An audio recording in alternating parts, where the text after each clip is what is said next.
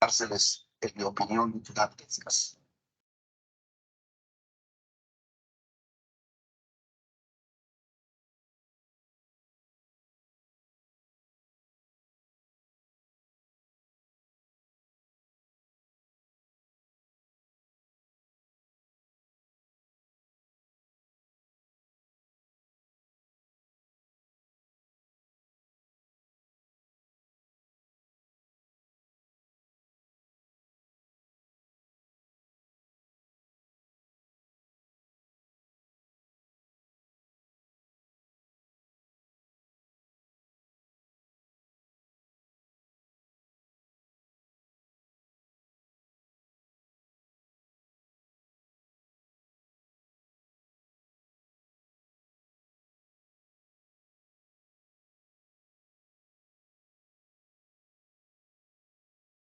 Hola, buenas noches. Hola, Héctor. Hola, María Alejandra. ¿Cómo van?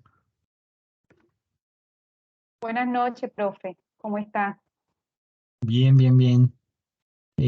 Voy a compartir la presentación y arrancamos. ¿Me regalan 2 minutos, porfa? Claro que sí. Gracias.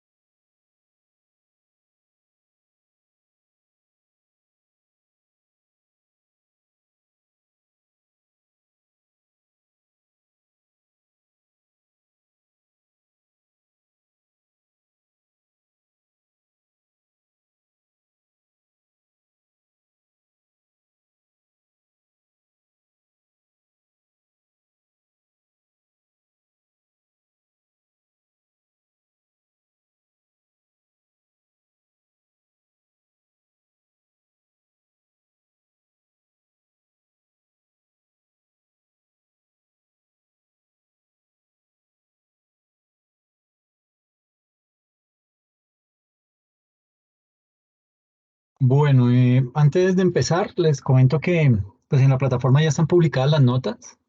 Eh, no sé si han tenido oportunidad de revisarlas, si tienen de pronto alguna inconformidad al respecto.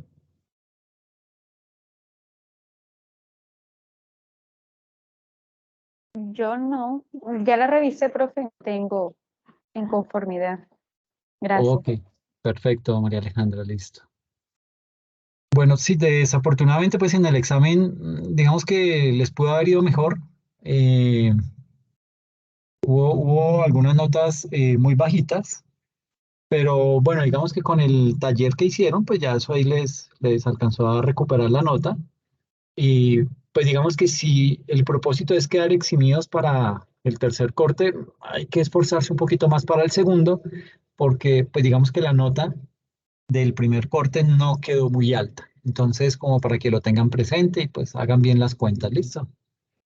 Bueno, dicho eso, entonces la sesión pasada, digamos que habíamos quedado en todo el tema de lo que era la implementación de las NIF y cómo Colombia pues, había optado por acogerse a ese estándar internacional y pues veíamos una serie de conceptos y situaciones que pues a la larga nos indicaban cómo había sido ese trasegar, cómo digamos que también tuvimos oportunidad de mirar cómo era la contabilidad antigua, que pues a la larga no difiere mucho, es decir, digamos que esa contabilidad antigua también provenía de un estándar internacional, tanto así que se llamaba Colgap, que significa los principios generales de contabilidad para Colombia.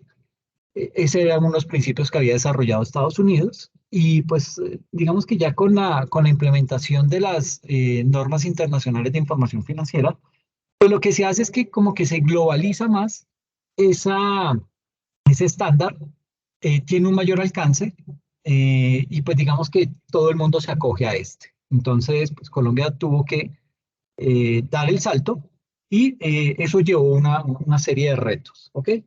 Retos como cuáles. Pues digamos que aquí veíamos cómo estaba organizada la contabilidad antigua, una contabilidad que pues tenía también una serie de estados financieros básicos, ¿sí?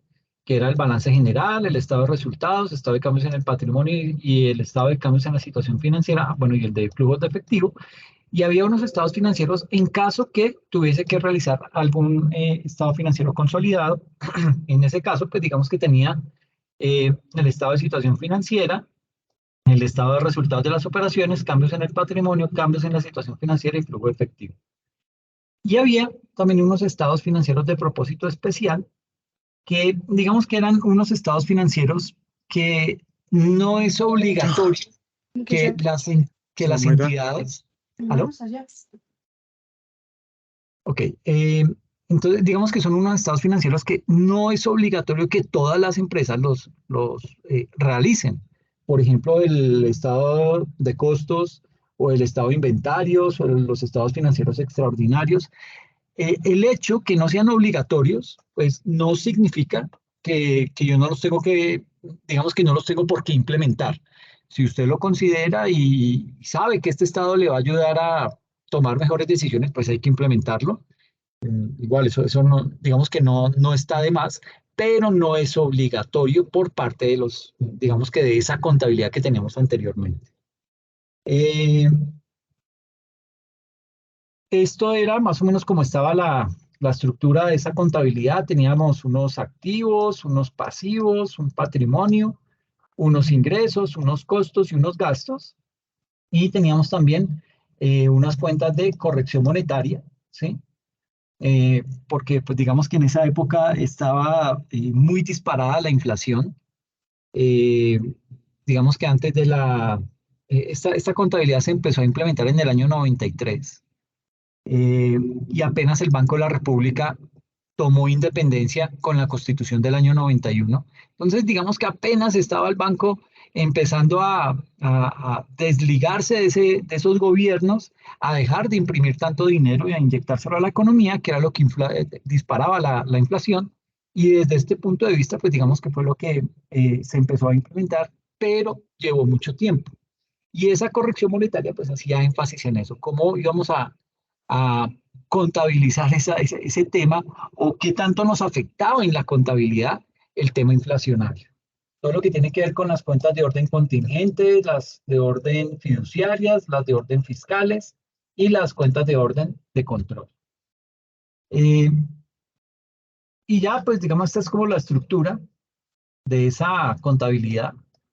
Tenía un marco conceptual que lo tiene el estándar internacional también, el de las NIF, tiene un marco conceptual, tiene un título de normas técnicas, tiene un título de las normas sobre registro de libros y unas disposiciones finales. ¿Cuál es la diferencia? Que en esta contabilidad no habían grupos, ¿sí? Como lo tenemos ahora con el estándar internacional.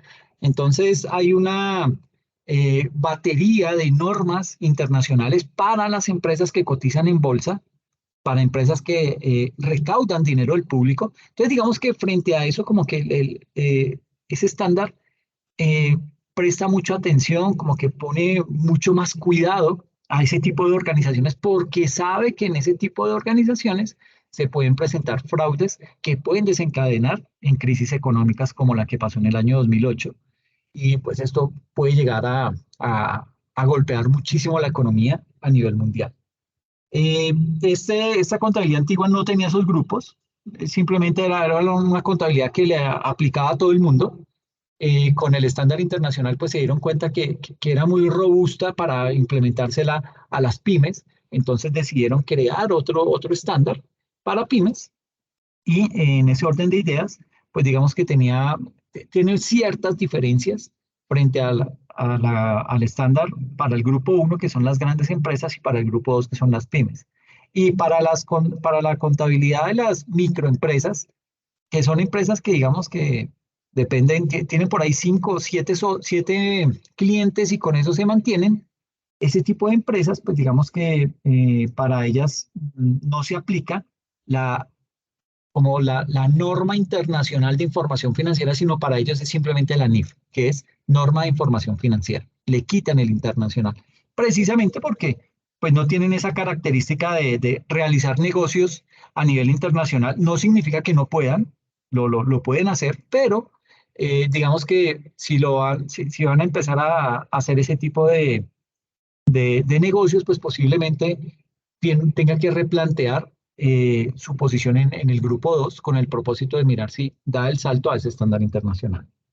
Entonces, digamos que ese grupo 3, que es el de microempresas, lo que hicieron fue tomar esta contabilidad del decreto 2649, la potenciaron y se la implementaron a ellos. Es básicamente lo que se hizo. Entonces hay como un mix entre las normas, el estándar internacional para grandes empresas, que son las del grupo 1, el estándar internacional para las pymes, las pequeñas y medianas empresas, que son, si bien es cierto, pueden ser pequeñas, pueden llegar a tener características de exportación, ¿sí? Y digamos que eso les aplica bien. Y las microempresas, que son las que se acogen a esta contabilidad antigua como una versión mejorada para que pueda seguir desarrollando sus actividades operativas y pueda seguir llevando la contabilidad sin tanto traumatismo. Y ya entonces nos metemos con lo que es la implementación del estándar internacional en nuestro país a través de la ley 1314 del año 2009. Esa ley lo que hace es que pues, básicamente ordena la emisión de las normas de contabilidad y de información financiera y de aseguramiento de la información, porque es que esto no venía solamente de las normas internacionales de información financiera, se llamó normas de aseguramiento de la información, las famosas NAI. Dentro de esas normas viene lo que es las normas internacionales de información financiera, las normas internacionales de auditoría, las normas internacionales de control de calidad, las normas de aseguramiento de la información, etcétera. Entonces, digamos que viene toda una batería de estándares detrás de este estándar internacional que, pues, digamos que de una u otra manera son buenas y, pues, digamos que el gobierno las acoge a plenitud. Entonces, se empieza a implementar y digamos que con esta implementación lo que el gobierno anhelaba era pues que se lograra mejorar la productividad. No sé por qué esperaba eso, si eran normas de información financiera, pero digamos que eso arroja una serie de indicadores, una serie de análisis que le permite tomar unas mejores decisiones a los gerentes y pues esto redunde en mejora en la productividad, mejora en la competitividad, tener un desarrollo armónico de la actividad empresarial, etcétera, etcétera. El propósito principal de esta ley, tal como se desprende de lo que está estipulado en el artículo 1 de la Ley 1314 del 2009, es apoyar precisamente la internacionalización de las relaciones económicas, para lo cual se dio ese proceso de convergencia hacia esas normas internacionales de contabilidad, esas normas internacionales de información financiera y esas normas de aseguramiento de la información. Y todo eso pues se hizo amparado pues básicamente bajo esos estándares internacionales que son de aceptación mundial. Entonces aquí tal cual como teníamos las otras, pues, digamos que estas normas de contabilidad de información financiera tienen unos postulados, unos principios, unas limitaciones, tiene unas normas técnicas generales, unas específicas, unas especiales, unas sobre revelaciones, unas sobre registros y libros, tiene unas interpretaciones. ¿Cuál es la debilidad que tiene el tema del estándar internacional? Que digamos que todo sale en inglés, eh, pero cuando los traducen, parece que lo tradujera una persona que pues no conoce de contabilidad. Entonces la traducción no es la más chévere, la traducción cuesta. Entonces, cuando usted va a leer esa traducción, le toca leerla 2, 3 veces y a veces hay conceptos que le quedan, que le queda como el vacío, precisamente porque la traducción no es la mejor, ¿sí? En esa parte, pues digamos que ya el Consejo Técnico de la Contaduría Pública y el Ministerio de Comercio, Industria y Turismo están trabajando para mejorar esas traducciones y pues que sea mucho más fácil de leer y que eso obviamente pues que quede bien, que se comprenda bien, porque pues no nos sirve de nada tratar de leer algo que nos va a generar algunos vacíos y pues para llegar a implementarlo pues va a ser mucho más traumático. Y tiene unas normas de aseguramiento de la información que van orientadas a unas normas éticas, unas normas de control de calidad, unas normas de auditoría de información financiera y unas normas de auditoría integral. Eso es básicamente esa batería de aspectos que trae esos estándares internacionales.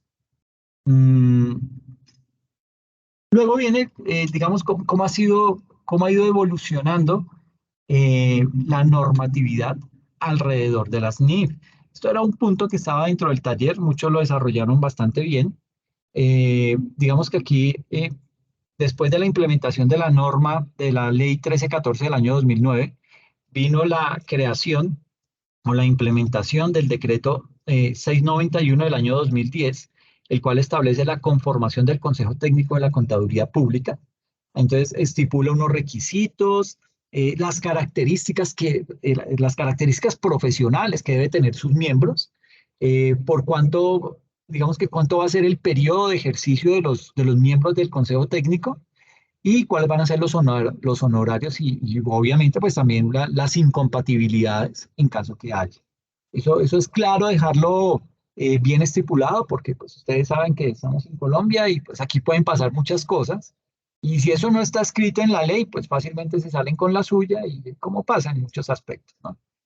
Básicamente este decreto 691 digamos que fija los lineamientos para ser designado miembro del Consejo Técnico de la Contaduría Pública. ¿Qué debe tener esa persona para poder ser miembro? ¿Sí? Y ese Consejo Técnico de la Contaduría Pública, digamos que está conformado por 4 miembros que son designados, uno por el presidente de la República, otro por el ministro de Comercio, Industria y Turismo, uno adicional que lo nombra el Ministerio de Hacienda y uno final que nombra el propio Consejo Técnico de la Contaduría Pública.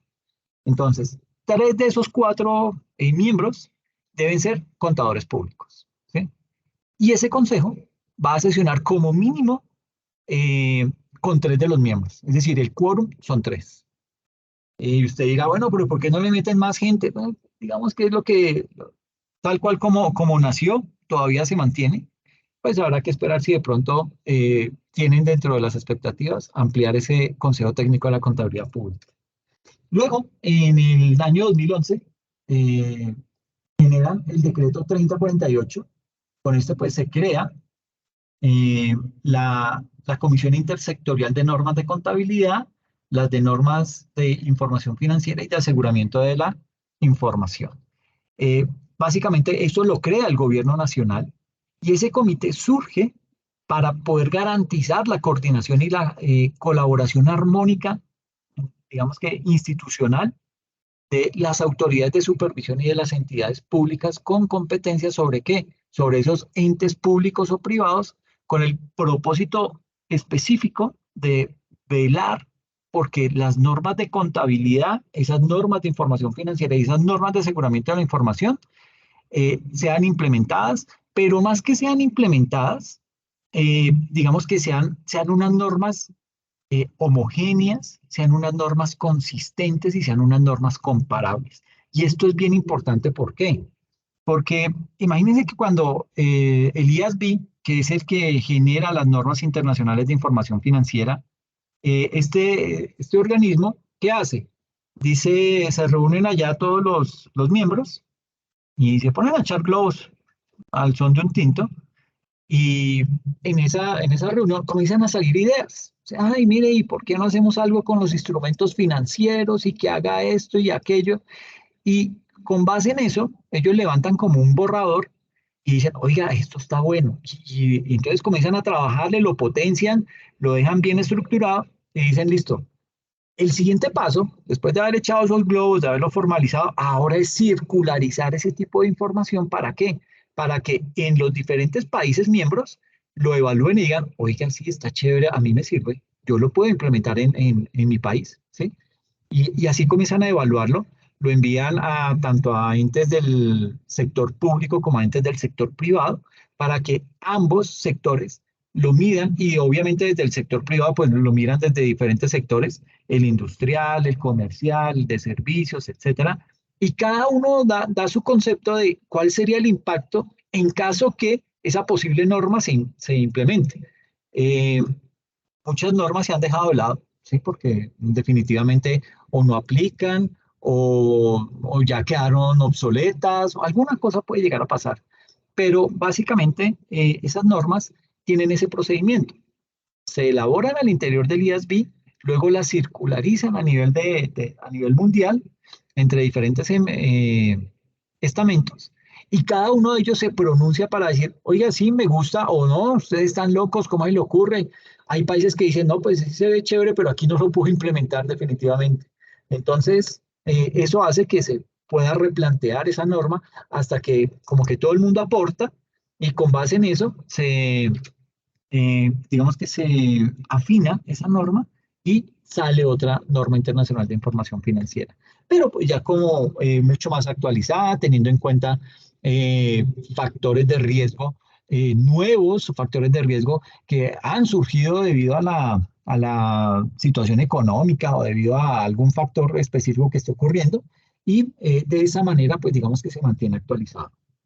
Luego por allá en el 2012 se genera el decreto 2784 del 2012. Este decreto se creó para que de manera voluntaria las entidades del Grupo 1 puedan aplicar las normas internacionales de información financiera. ¿Okay? Entonces, digamos que como la ley 1314 había creado los grupos, entonces con este decreto lo que se hizo, ok, mire, entonces las empresas que cumplen con las características del Grupo 1, que son esos entes económicos de tamaño grande y digamos que inclusive pueden ser de tamaño mediano, pero que cumplen con la característica de o que cotizan en bolsa o que captan recursos del público. Pero sucede que en Colombia, yo creo que eso tuvo que haber pasado también en otros países. En Colombia, esas eran las empresas que quedaban en el grupo 1. Pero hay empresas que son grandes y se sintieron, dijeron, no, pero ¿y a mí por qué van a meter en el grupo de pymes? El hecho de que yo no cotice en bolsa o el hecho de que yo no capte recursos del público no me hace una pyme, ¿sí? Entonces muchos como que se sintieron y hicieron ahí escándalo y entonces el gobierno sacó una norma y dijo, bueno, mire, ¿sabe qué? Si usted lo que quiere es pasarse al grupo 1, se lo vamos a permitir. Pero eso sí, se somete a todo lo que dice el estamento de las NIF para ese grupo y si de pronto a usted le queda grande y se quiere devolver, usted tiene que esperar un año. ¿Okay? No le puede pasar, no le puede devolver de una porque pues, usted tuvo que haber hecho la evaluación juiciosa para haber tomado esa decisión. Entonces, eso pasó. Muchas empresas que estaban catalogadas como grupo 2 dieron el salto a grupo 1 y pues digamos que de esa manera digamos que ya empezaron a llevar toda su información financiera y contable basada en el grupo 1. ¿Listo? Luego se crea el decreto 2706 en el año 2012. Como ven, el año 2012 fue bien movido. Se emitieron el decreto 2784 y el 2706. Este 2706 es aquel decreto por el cual se reglamenta la ley 1314 del 2009. Y usted dirá, pero ¿cómo hasta ahora la van a decretar y antes habían sacado estos decretos? Así funciona la normatividad en el país. ¿Ok? Se reglamenta el decreto, la ley 1314 mediante este decreto 2706 y digamos que al quedar ya reglamentado, ya se empieza a implementar en el país. ¿Ok? ¿Por qué? Porque es que el decreto ya indica cómo se va a hacer esa implementación. La ley dice, esto hay que hacerlo, ¿sí? Y da unos plazos, pero ya el decreto aterriza la ley y dice, bueno, entonces vamos a hacer eso de esta y esta manera y nos vamos a organizar de tal manera y vamos a hacer esto en tal plazo, etcétera, etcétera, como que le da un orden y le da un sentido a esa ley que era tan genérica y organiza ese terreno. Entonces, pues es mucho más serio el decreto, pero mire que tarda 3 años en elaborarse. Entonces, se reglamenta esa ley 1314 sobre lo que es el marco técnico normativo de información financiera específicamente para las microempresas, ¿ok? Que era lo que yo les decía, que si bien es cierto, las microempresas no tienen que implementar las normas internacionales de información financiera porque ellas no tienen negocios en el exterior, sí es importante que ellas se metan también en este cuento. Y para eso, entonces lo que hicieron fue tomar el 2649, lo mejoraron, lo potenciaron, le aplicaron esteroides, lo sacaron al mercado y ese es el que funciona para las microempresas. Microempresas que son más o menos el 75% del mercado empresarial en el país. Es decir, estas microempresas son las que más mueven el empleo en el país. Por eso son tan importantes. Pero, pues vuelvo y digo, son microempresas que tienen por ahí 5 empleados, pero que igual entre todo ese mercado de microempresas que tenemos, se genera mucho empleo y empleo formal, que es lo más importante. Eh, Luego se crea digamos que se retoma este decreto 2784, que se tiene acá y vuelve y sale acá. Y aquí lo que se hace es que se reglamenta la ley 1314 de 2009 sobre el marco técnico normativo para los preparadores de la información financiera que conforman el grupo 1. ¿Ok? Entonces, el 2706 normalizó o reglamentó las normas de información financiera para las microempresas y con el 2784 se formalizó la implementación de las NIF para las empresas del grupo 1. ¿Listo? Y con el decreto 3019 del año siguiente, del año 2013, se modifica el marco técnico normativo de información financiera para las microempresas. Entonces, mire que, si bien es cierto, se mejoró la contabilidad del 2649 y se le hicieron unos ajustes y se le dijo a las microempresas, oiga, mira, aplique esto como para que no se vaya a enredar. Eh, pues también es importante ver que el gobierno le dio la trascendencia a esa implementación, estuvo monitoreando, estuvo pendientemente o permanentemente pendiente de este mercado con el propósito de pues, prestarle toda la ayuda que se necesitara y pudieran aplicar esa normatividad. ¿Por qué lo hacen de esa forma? Porque es que el hecho de tener las normas internacionales de información financiera, como mínimo le implica a usted tener software contable. ¿Ok?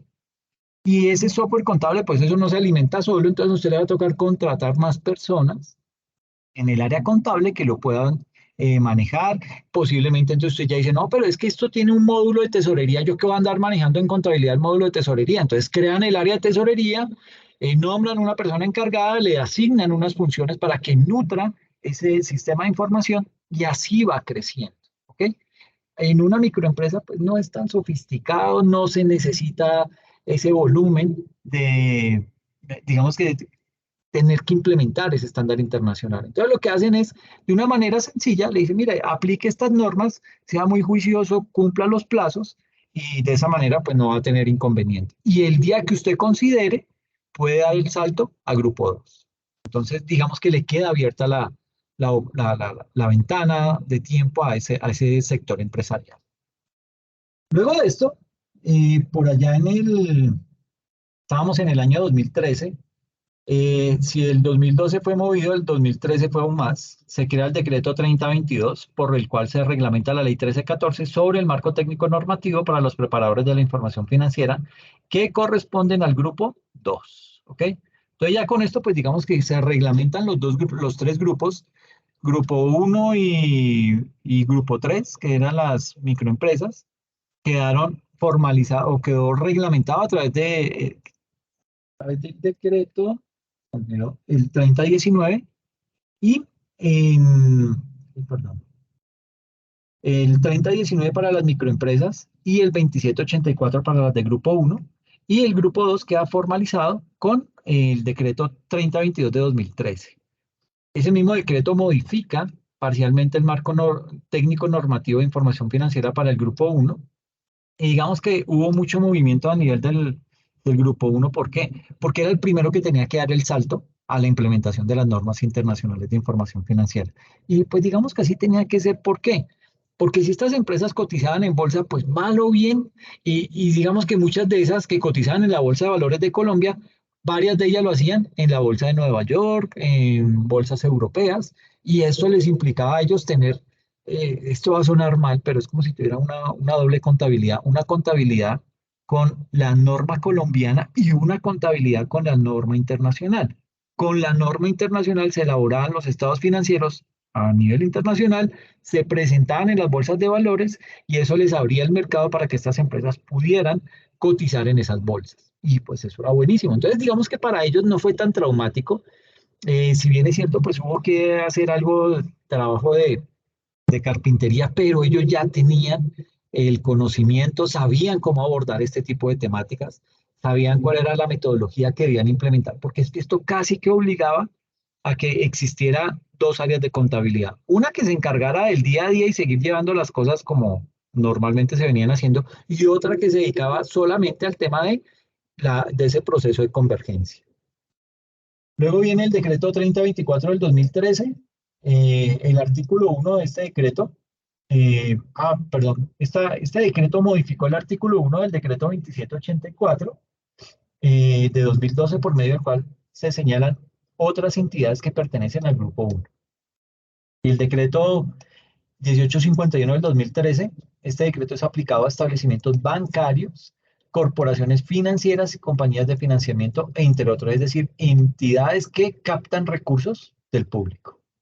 Y pues esto es importante que exista una normatividad que regule cómo ellos deben presentar la información financiera, porque pues digamos que es allá donde van a parar nuestros recursos. Y para finalizar, digamos que yo lo dejé hasta el 2015.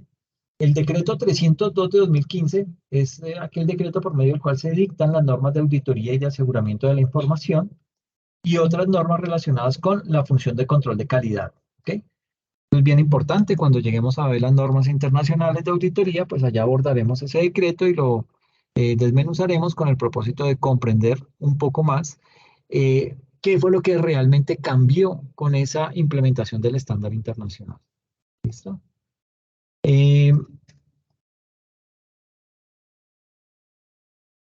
Esto, digamos que es como una especie de conclusiones desde la óptica de varios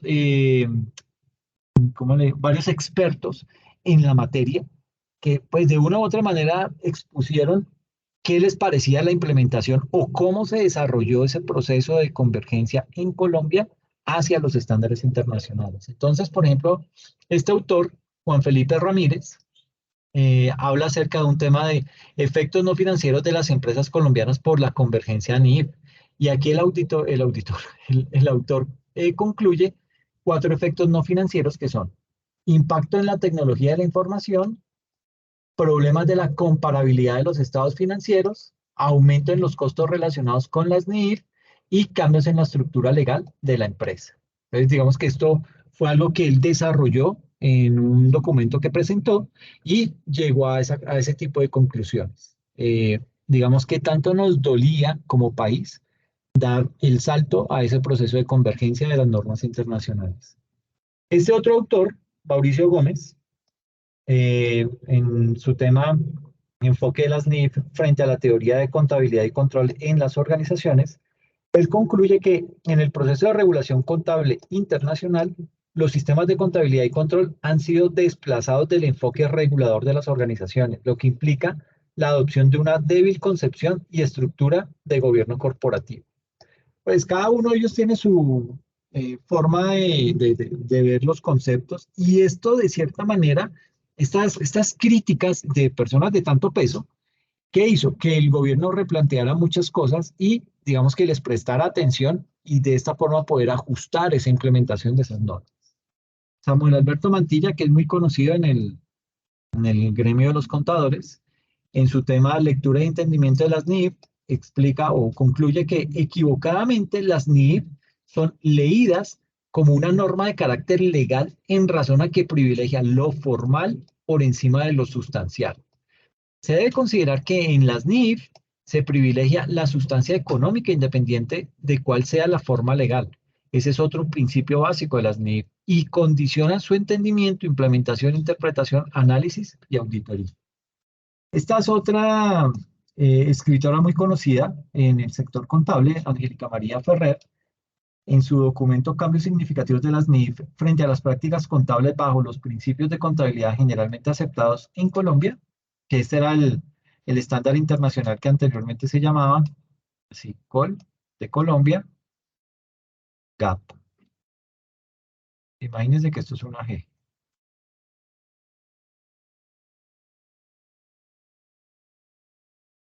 Y esto pues digamos que era un estándar internacional, solo que pues aquí en Colombia no hubo una entidad o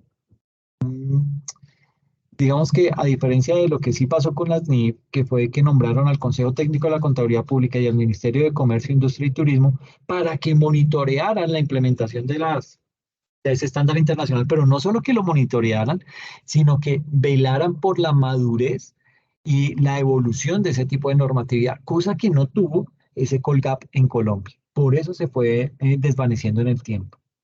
Angélica María indica o concluye que relaciona varios autores que señalan cómo cambios significativos en la implementación de las NIF, temas como la valoración de muchos de los hechos económicos a valor razonable en lugar del costo histórico, el aumento en el detalle de las revelaciones, la valoración del riesgo en instrumentos financieros, la contabilidad de cobertura y modificaciones sustanciales en los sistemas de información contable en las empresas, terminó impactando fuertemente la implementación de este estándar a nivel del empresariado colombiano.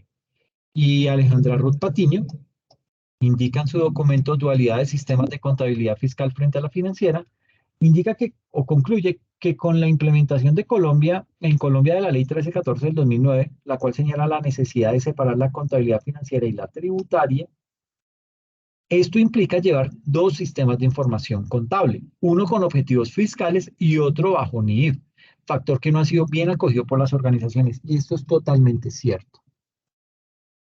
Desafortunadamente, en Colombia no se ha podido desarrollar algo que permita que tanto el sector tributario como el sector financiero, a nivel de contabilidades, se unifiquen criterios, se hable el mismo idioma y no tengamos que entrar en temas de conciliación fiscal para poder realizar un proceso de declaración de renta. Pero eso siempre ha existido. Y es feo decirlo, no porque siempre haya existido, nos tenemos que morir con eso. El propósito sería, pues digamos que esto cambiara, pero pues digamos que estamos todavía un poco lejos a que eso pase. Por ahora, pues nos toca convivir con esa dualidad, una contabilidad para la parte contable y una contabilidad para la parte tributaria. Las variaciones en los estados financieros. Entonces, pues digamos que aquí es básicamente entrar a mirar qué maromas hubo que hacer desde los departamentos contables para poder dar ese salto al estándar internacional. Entonces, digamos que aquí hay unos estados financieros que digamos que es más como objeto de estudio y aquí digamos que vamos a hacer un análisis de cómo se desarrolló ese proceso de convergencia. Entonces, básicamente, estos estados financieros contienen o se asemejan a la información de una empresa que pertenece al sector comercial, ¿sí? pues no vamos a indicar cuál, pero digamos, suponga que es una empresa comercial. Básicamente acá lo que se dice es que se llevó a cabo todo ese procedimiento de conversión de los estados financieros bajo el modelo tradicional o bajo la contabilidad viejita, y se hizo ese salto o ese proceso de convergencia a la norma internacional. Entonces, básicamente aquí tenemos, en primera instancia, lo que son los activos. Entonces tenemos el activo corriente que lo conforma el disponible, las inversiones, las cuentas por cobrar, los gastos y cargos diferidos, los inventarios y los deudores. Esto me da un subtotal de activo corriente. Digamos que esa es la estructura normal de un balance general en esa época. Obviamente en las siguientes páginas viene los activos fijos y viene pasivo, patrimonio. Eh, y aquí tenemos una columna que se llama Colgap, que es el estándar que yo les decía, que si bien es cierto es un estándar internacional, se fue quedando obsoleto. Entonces, se hacía un cierre a 31 de diciembre de 2014 y se hizo con base en ese estándar internacional, con la ley que estaba vigente para ese momento. Entonces teníamos acá unos saldos, ¿sí? Cada cuenta tenía su saldo reflejado en el estado de situación, en el balance general, y aparte de eso teníamos acá una columna que indicaba, digamos que el Colgap iba hasta el 31 de diciembre de 2014. Ya el 1 de enero arrancábamos, era bajo el modelo NIF. Y eso pues tenía una implicación. ¿Qué pasa? Que si usted se pone a mirar los saldos, muchos no coinciden. Entonces, por ejemplo, tenemos acá que dentro del activo corriente teníamos el disponible que estaba en caja bancos, que ascendía a 21 millones, subió mágicamente en un día a 32.585.000. Y usted dirá, bueno, pero ¿de dónde? ¿Por qué? ¿Qué pasó ahí? Pues sencillamente, este tema de las inversiones cambiaron drásticamente con la implementación de la norma internacional. ¿Por qué? Porque el estándar internacional dice, mire, señor empresario, me parece muy bien que usted tenga inversiones en títulos valores, en acciones, en bonos, etcétera, eh, pero tan pronto usted vaya a, digamos que, y es específico en el plazo que da, dice, toda inversión que esté próxima a vencerse dentro de los 90 días siguientes, ya se asume que es una inversión que va a convertirse en efectivo con total seguridad. ¿Sí? Entonces le dice la norma, dice, ok, como eso ya se va a convertir en efectivo, me hace el favor, esas inversiones que están próximas a vencerse dentro de esos 90 días, me las va a pasar directamente al disponible. ¿Ok? Entonces, por eso, este saldito que tenemos aquí de 21 millones salta mágicamente a 32.585.000. ¿Por qué saltó? Porque de esos, digamos que 11 millones, de estas inversiones que tenemos aquí de 151 millones, 11 millones estaban próximos a vencerse dentro de los 90 días.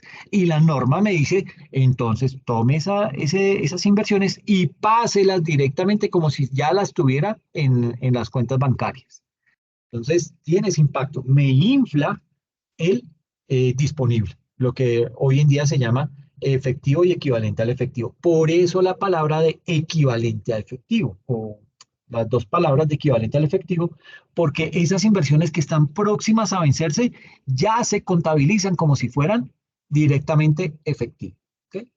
Y aparte de eso, como estas inversiones ya son mayores a 90 días, entonces dice, pues hermano, esto páselo más bien, sáquelo ya del activo corriente, porque eso ya no, de corriente no tiene nada, lo de corriente ya lo convertimos aquí a efectivo y equivalente al efectivo, entonces ese saldo me lo traslada para otro rubro de otro activo, ¿ok? Entonces, hasta ahí, ¿cómo vamos? ¿Me he hecho entender o hay dudas?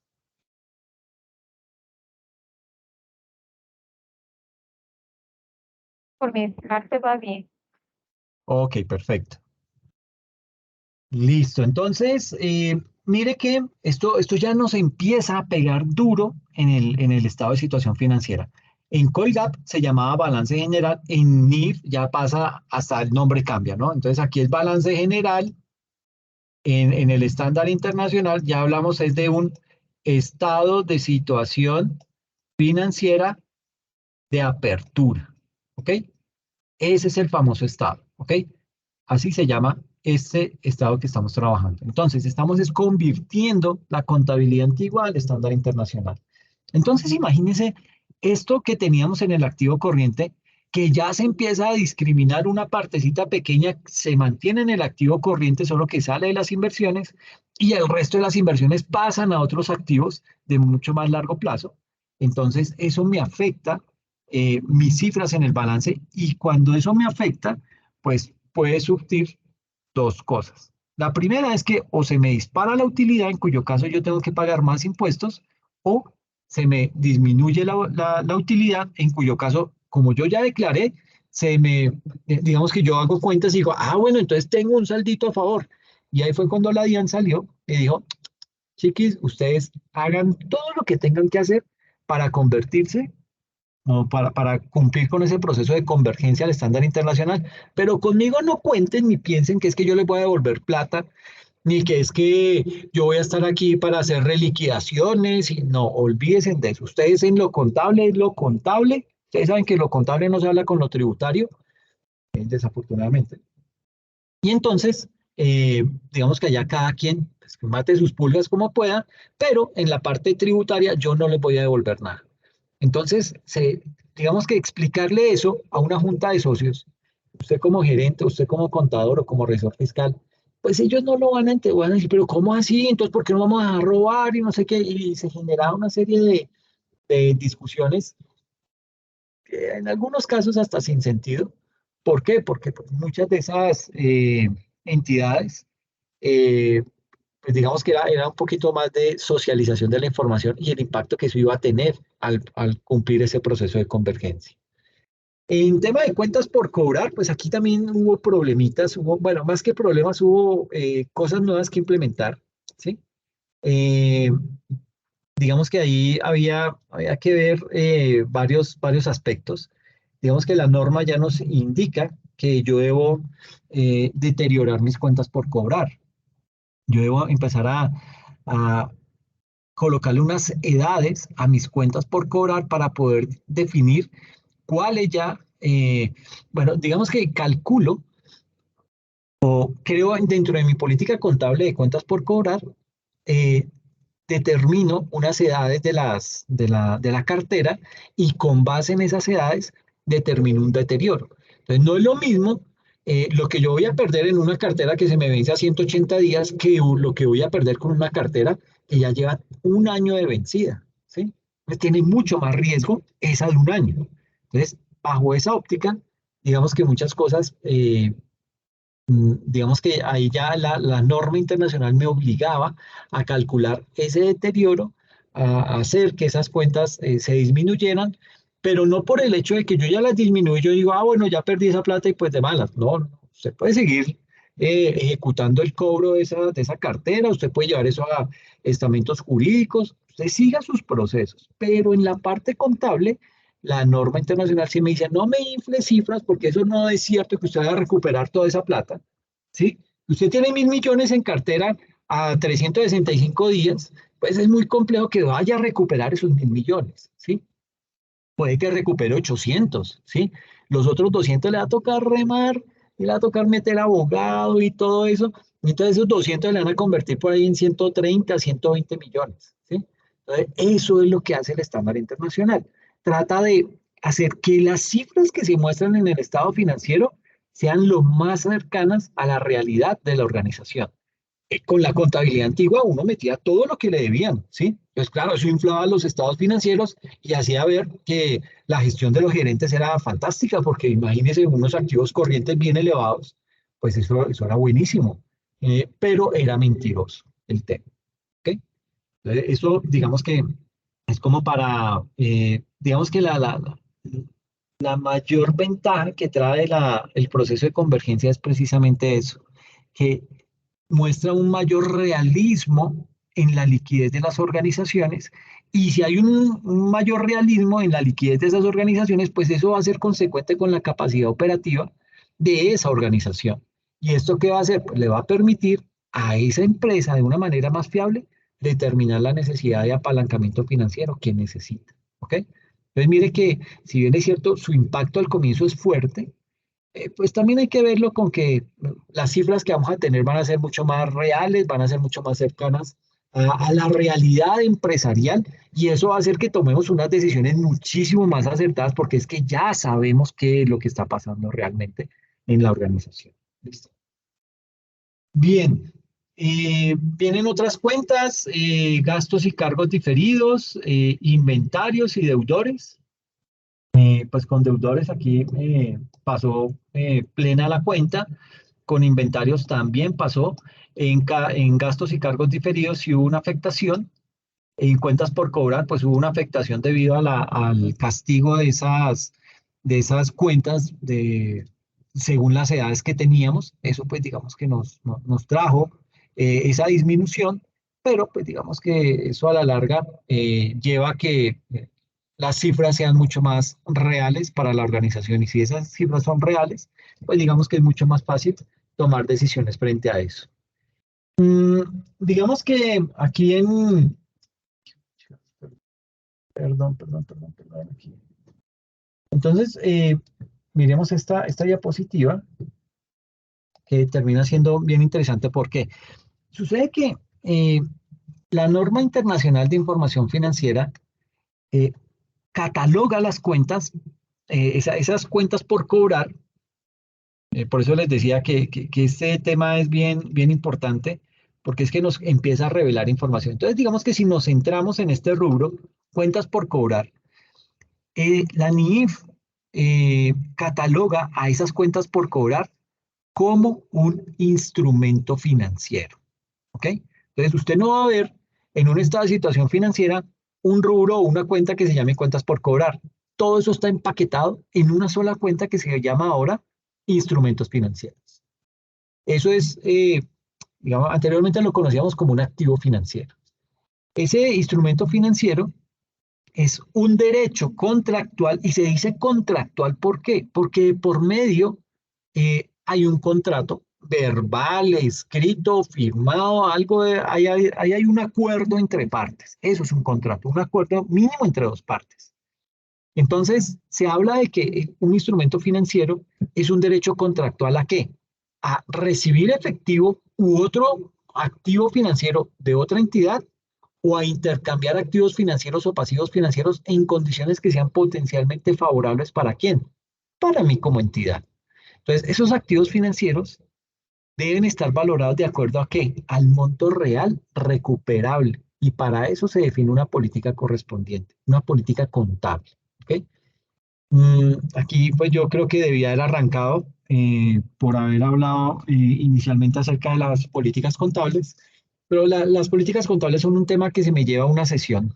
Entonces, pero digamos que antes de haber hecho todo este proceso de convergencia, yo en la organización tuve que haber levantado las políticas contables. ¿Ok?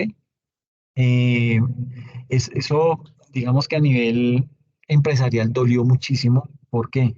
Porque nadie sabía cómo hacer eso, ¿sí? Y muchos corrieron fue a copiarse de otras políticas contables de empresas que se dedicaban a lo mismo, pero que desafortunadamente tenían modelos de negocio diferentes, ¿sí? Por ende, la política contable de una empresa que se dedica a comercializar zapatos como la mía puede que no sea la misma en el sentido en que el modelo de negocio de la otra empresa es diferente al mío. Entonces, ahí las cosas cambian. Eso le pasó a muchísimas empresas. O hubo otras que se fueron al otro extremo y dijeron, no, pues yo no sé qué es una política contable, pues cojamos el estándar internacional de instrumentos financieros y lo replicamos como una política contable. Entonces, literalmente copiaron y pegaron del estándar internacional y con eso crearon una política contable, lo cual también está mal. ¿Ok? Entonces, pero digamos que así lo hicieron y partiendo de esas políticas contables, el segundo paso era este, realizar el proceso de convergencia desde los estados financieros. Eh, digamos que ahí en lo que atañe a este segmento del balance de las cuentas por cobrar, el estándar internacional aplica el criterio de deterioro, que es un criterio basado en la reducción del valor de las cuentas relacionadas con esos clientes deudores. Y sobre esas cuentas, ¿qué se hace? Se determina que no existe ninguna probabilidad que el cliente vaya a efectuar el pago. sea, usted le fió, usted le dio crédito, pero usted puede que tenga un pagaré, pero eso no le garantiza que ese cliente le va a pagar, ¿sí? Usted puede tener un proceso larguísimo, puede llevar eso a los juzgados y todo eso, y eso de todas formas puede, ¿por qué? Porque es que el otro cliente puede declararse en quiebra. Dice, no, no tengo cómo pagarle. Yo lo voy a meter ahí entre los deudores para mirar cuándo le puedo pagar. Peor. Entonces, pues no, nada le asegura eso, ¿ok? Entonces, básicamente acá lo que nos muestra esta variación entre lo que era la contabilidad de Colgap y la NIF es que en ese rubro específico tuvo una variación del 19%, o sea, disminuyó el 19%. ¿Por qué? Porque teníamos 733 millones y al 1 de enero del 2015 esa cuenta se afectó y quedó en 594 millones. ¿Por qué? Porque aplicamos estas políticas de deterioro de la cartera. Indicamos en nuestra política contable que la cartera menor a 120 días está acá, es decir, nos dice organice su cartera por edades. ¿Ok? Entonces usted comienza a organizar sus facturas que le están debiendo y dice, la cartera menor a 120 días me suma 628 millones, 174 mil 948. ¿Ok? Entonces, a esa cartera, ¿qué le hago? Yo pude haber estipulado en mi política contable que le voy a aplicar un deterioro del 20%. Pude haber dicho, ah, no, esa cartera me paro en las pestañas y la recupero porque la recupero. Con esa me enfoco primero. Pero vuelvo y digo, esto es política contable. Cada quien en su organización la elabora de acuerdo a su modelo de negocio. Luego se determina cuál es eh, la cartera que, bueno, mire que la cartera menor a 120 días no sufrió ninguna afectación, pero la cartera entre 120 y 150 días, esa fue la que tuvo un deterioro del 20%. Mire que esta no tuvo nada, ¿ok? Por eso no está aquí relacionada. Este recuadro corresponde a este recuadro. Entonces, se calcula el deterioro por la cartera de 120 días, que está avaluada en 22.762.867, y a eso le calculamos el 20% de deterioro. Ese 20% me da 4.552.573. A la cartera de 150 días o más, perdón, a la cartera entre 150 y, ¿qué será? Bueno, entre 120 y 150 días, esa cartera le voy a calcular un deterioro del 30%, ¿ok? Entonces, básicamente aquí tengo ese deterioro. Tengo una cartera ahí de 7.485.000 y a esa cartera, al calcularle, perdón, yo aquí le coloqué, era el 50%, no el 30%, sino el 50% de deterioro, que es este mismo. Ese 50% me da 3.742.000. Y la cartera que sea superior a esos 150 días, que está en el orden de 129.482.000, le voy a calcular un deterioro del 100%. Así que esa ya la estoy dando de baja de mis estados financieros. Pero reitero, no significa que usted ya se olvidó de esa cartera. Usted puede seguir su cobro jurídico sin ningún problema, pero financieramente esos montos se deben ver reflejados y disminuidos en los estados financieros. Entonces, se castiga acá los 129.481.422 pesos. ¿Ok? Entonces, suma uno estos tres datos y eso le da que la cartera se disminuyó de 733 millones a 594 millones. ¿Ok? Entonces, tuvimos una disminución real del 19%, es decir, tuvimos una disminución de 139.206.000 pesos.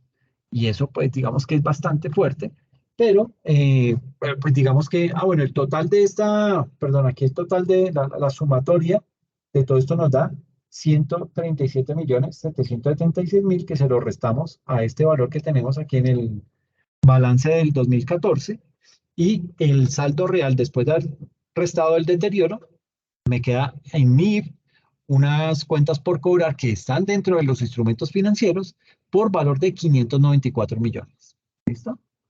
Entonces, digamos que en ese orden de ideas, esto fue de lo más relevante que trajo el estándar internacional, que empezó a hacer, a mostrar dentro de los estados financieros información muchísimo más acertada, información de mucha más calidad. ¿Para qué? Pues para poder tomar decisiones muchísimo más acertadas, porque era que estábamos trabajando con base en unos datos ficticios que hacían ver a una empresa boyante y que al tener yo esos estados financieros ficticios, pues era muy fácil que yo dijera, mire, quiero vender acciones. Y todo, pero es que mire mis estados financieros, usted llegaba y veía, uy, tenemos una cartera de 733 millones, no, esta gente está que vende, ¿sí? Mentiras. De esos 733 millones, 137 millones ya los tuve que castigar, los tengo que sacar de ahí porque esos tienen un nivel de incobrabilidad, ¿ok? Y luego de eso, digamos que revisando la cuenta de inventarios, el inventario pues permanece igual en ambos modelos debido a que ya se tenían los inventarios valorados a costo actualizado. Pero esos, digamos que aquí hay algo que trabajar con el tema de inventarios, que cuando lleguemos a NIF nos enfocamos mucho en eso. Y es que hay un aspecto importante que trae el estándar internacional y es que me dice que yo debo reconocer la transacción comercial. ¿Qué es reconocer la transacción? Clasificarla en alguna cuenta contable. ¿Ok? Eso es el reconocimiento. Entonces yo compré materia prima. ¿A dónde la reconozco? En los inventarios. ¿Sí? Entonces allá tengo montados mis inventarios y obviamente con base en la factura digo, ok, esos inventarios que ya los reconocí, la medición inicial de los inventarios es de 1.000 millones de pesos. Ah, bueno, entonces eso lo meto dentro de mi contabilidad. Yo ya tengo un reconocimiento de un inventario y tengo una medición inicial de ese inventario que me dice en cuánto está evaluado ese inventario. Pero al final del periodo yo tengo que calcular la medición posterior. Es decir, yo tengo que hacer un cierre contable y en ese cierre contable yo digo, ay, madre, yo compré unos inventarios por allá en febrero a un costo de 1.000 millones, de esos 1.000 millones he utilizado 800 millones, tengo un remanente de ese inventario de 200 millones, pero posiblemente esos 200 millones ya no vale, esa materia prima que tengo ahí de remanente ya no vale los 200 millones, ¿sí? Puede que esté o más cara o más barata dependiendo del mercado. Entonces me obliga el estándar internacional, me dice, chiqui, usted no me va a llevar los 200 millones así de frente para el siguiente año. Usted me tiene que decir, esos 200 millones, ¿cuál es su situación hoy, 31 de diciembre de ese año? ¿Y cómo se hace? Ahí yo tengo que entonces echar mano de un criterio que se denomina el valor neto de realización. Ese valor neto de realización me dice, mire, usted tiene unos inventarios ahí quietos, ¿sí o no? Por 200 millones. A esos inventarios, calcúlele qué le falta para convertirlo en un producto ya terminado. Me falta, si son 200 millones, me faltan 20 millones para poderlo convertir en un producto terminado. Ok, listo. Entonces ya esos inventarios valen 220 millones. Pero a eso, ahora véndalo. Entonces, vender lo que le implica empaque, pagarle una comisión al vendedor, transportarlo. Entonces, todo eso le suma y dice, no, ya no me vale 220, sino me vale 235 millones de pesos. Ok, ahora mire, digamos que eso fue lo que le dio el valor neto de realización, 235 millones de pesos. Y usted lo tiene evaluado en 200. Entonces, lo tiene bien. ¿Por qué? Porque en libros de contabilidad lo tiene por debajo de ese valor neto de realización que acabo de calcular y dice, no, estoy por debajo, entonces no tengo que hacer nada, no tengo que aplicar, no tengo que calcular un deterioro del inventario. Pero si de pronto con las cuentas que usted hizo, porque es que ya el inventario no le vale 200 millones, sino le vale 150 millones, y le agrega lo que le hace falta para convertirlo en producto terminado, y aparte de eso le agrega lo que necesita, los costos en los que puede incurrir para poder vender ese producto ya terminado, pues le da que vale 190, 185 millones. Ya no le vale los 200 millones, sino 185 millones. Ahí, cuando mi valor en libros de contabilidad es más alto que el valor del mercado, porque así se considera el valor neto de realización como un valor del mercado, ahí me dice, la norma me dice, usted no puede hacer eso. O sea, a usted le toca castigar, o sea, aplicar un deterioro de su inventario por 15 millones y me lo baja de 200 a 185 millones, que fue lo que le dio el valor neto de realización. Y con eso, ¿qué me garantiza? Que yo tengo mis inventarios valorados al valor del mercado, ¿sí? Y eso me ayuda a que si yo voy a transformar esa materia prima en producto terminado, pues no me va a salir tan cara, ¿sí? ¿Por qué? Porque yo la tengo ya valorada como está el mercado, ¿ok? Entonces, pues voy a poder ser competitivo, porque es que si usted sale al mercado con un producto muy caro, pues básicamente, posiblemente se va a quedar con el producto ahí quieto y no lo va a poder vender, ¿ok? Entonces, hay que hacer ese tipo de procesos. Eso tiene los inventarios. Los inventarios, y bueno, realmente todas las cuentas implican que usted tenga que realizar un cierre contable y en ese cierre contable usted calcule la medición posterior de cada una de las cuentas, con el propósito de tener un cierre totalmente ajustado a la realidad de la organización. ¿Sí, sí me hice entender con los inventarios?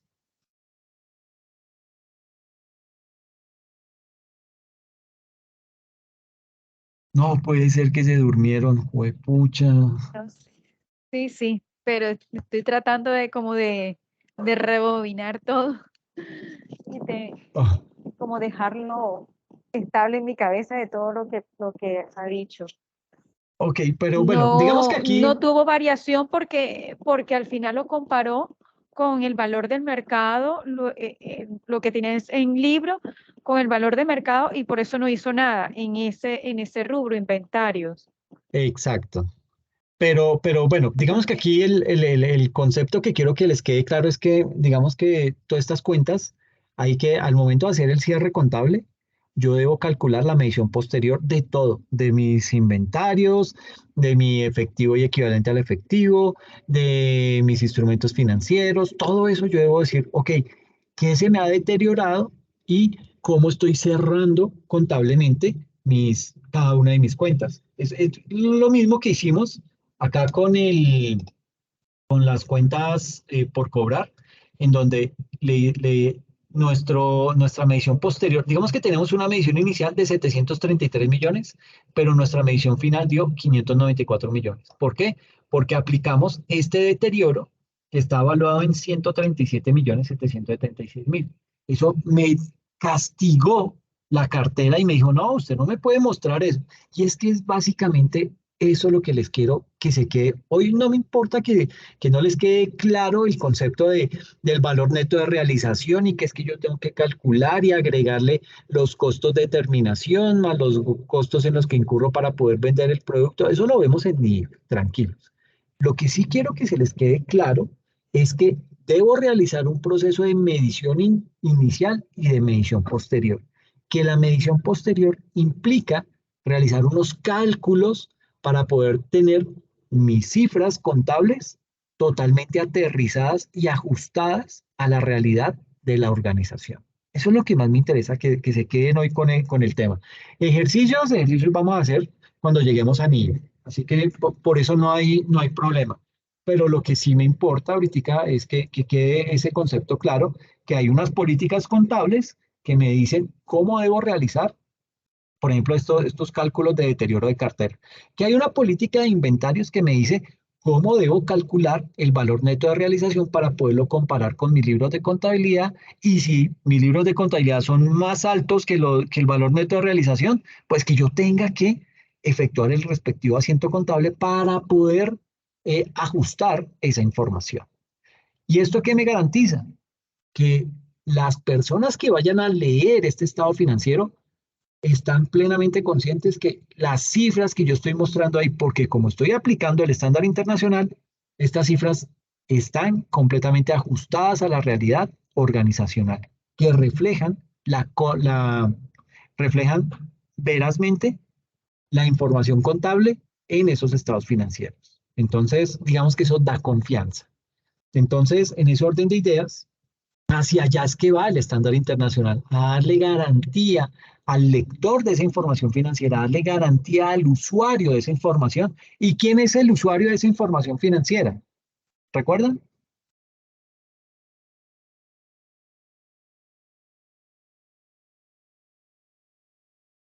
Profe, no entendí la pregunta. ¿Quiénes utilizan los estados financieros? ¿A quién le importa leer esa información? La gerente, Accionista, la entidades comunidad, bancarias, proveedores, el Estado. Muy bien. Margery, ¿qué querías comentar? no precisamente eso, la información financiera, a veces pensamos que solo es para los gerentes, pero no, hay muchas personas que utilizan y entre más exacta, precisa y confiable pueda ser la información, pues mucho mejor. Eso es lo que hace finalmente esto. Perfecto, muy bien. Eso está, ese concepto lo tienen claro y es bien importante que quede así de claro para que, digamos que todos sepamos por qué es importante que hayamos implementado el estándar internacional a nivel nacional, porque la información que se está mostrando es de mucha más calidad, ¿ok? Entonces, María Alejandra, tienes aquí tus puntos por tu participación el día de hoy. Margery también.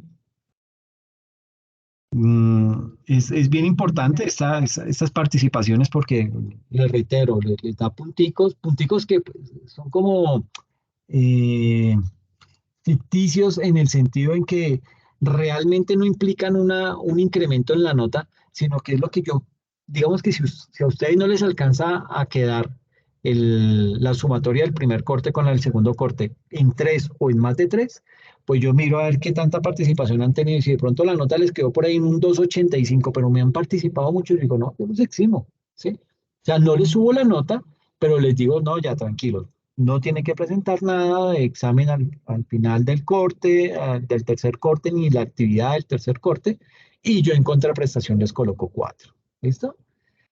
Yo creo que dejemos por ahí. Yo no Dime. entiendo. Una pregunta al tema de cuando está eximido. Es que en la última unidad no se presenta y usted le coloca 4, o es el 4 a toda Exacto. la materia.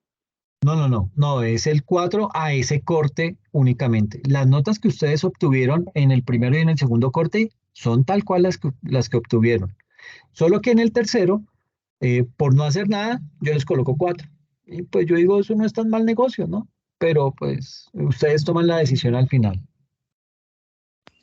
Claro, profe, pero Gracias. igual hay que hacerlo porque sí, lo más importante es el aprendizaje. Exacto, eso es lo que más Con la digamos que eso nota así sí, poquitas cosas podemos hacer luego. exactamente. Entonces sí, tienes muy claro el concepto y me alegra ese comentario, Margery. Sí, aquí lo importante es digamos que yo lo hago más pensando en que tienen otras materias que de pronto las materias van un poco rezagados. Entonces, hombre, dedíquele más tiempo a esas, a sabiendas que de introducción ya la tiene al otro lado. Entonces, es más como por ese lado, pero sí me parece un buen criterio el hecho de, hombre, yo tengo que seguir aprendiendo, yo hago el ejercicio, yo hago el examen y me mido, a ver qué tanto voy aprendiendo en mi proceso. ¿Ok? Entonces sí me parece bastante chévere el concepto que tiene Martín. Listo. Entonces, pues nada, yo creo que dejemos aquí por hoy. Nos vemos dentro de 8 días con el desarrollo de la culminación de este ejercicio y abordamos otro tema también bien importante para el desarrollo de la materia, ¿ok? Les agradezco mucho la asistencia y la participación sobre todo.